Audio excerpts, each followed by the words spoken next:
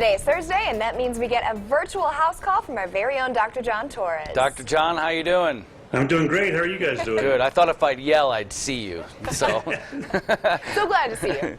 There's a quicker way to learn if someone has the Zika virus in Texas. Tell us Right, about that's that. good news because it might come to Colorado eventually. But what's happening here is the Houston Health Department laboratory is doing Zika testing that offers results in just one day.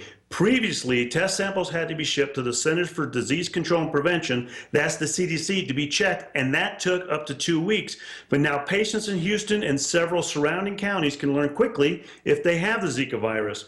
Houston's health department says there have been 6 confirmed Zika cases in the city just this year alone, and so far there have been close to 200 cases here in the U.S. So getting that early testing is important, and again, I think we're going to have it here in Colorado by the summertime, but it's just not here yet. That's some good news there, Dr. John. Yeah. Oh, yeah. Especially, it's a great concern for many women who are pregnant, that's for sure. Absolutely. It is, and it's of good to course be ready. their husbands or significant others as well. Yeah.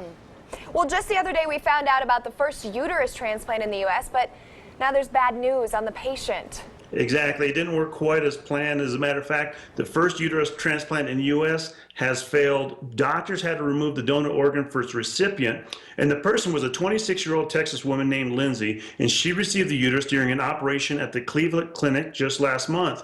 But the hospital says that Lindsay ended up developing some complications, and that forced surgeons to remove the uterus. Now, it's not clear what the complications are, and the hospital is investigating to try and find out what happened, and hopefully they can figure this out so the next time it won't happen to the next woman.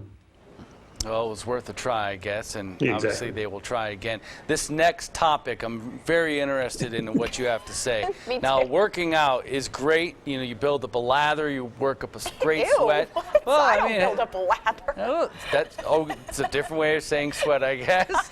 But you can overtrain, which can lead to burnout. What does that do to your body when you overwork your body, Dr. John?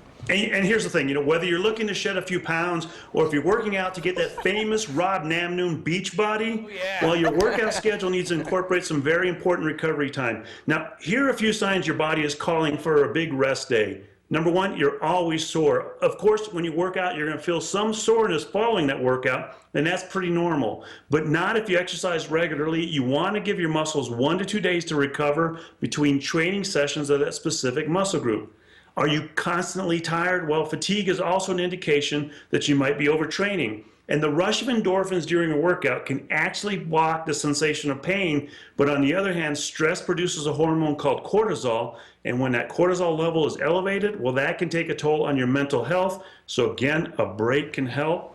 And you might be dehydrated. We all know that staying hydrated during your workouts is important, but it's just as critical to start your workout that way, because if you do get dehydrated, for the body to recover from even mild dehydration, well, it can take about an hour or more. All right, good stuff, Dr. John. I need to start working on my beach body, by the way. And I need You to got a start couple working on months. resting. Yeah, and she needs to work on getting a lather in the gym, if you know what I mean, Dr. John. There you go. All right, thank you, Dr. John. We'll see you on Monday.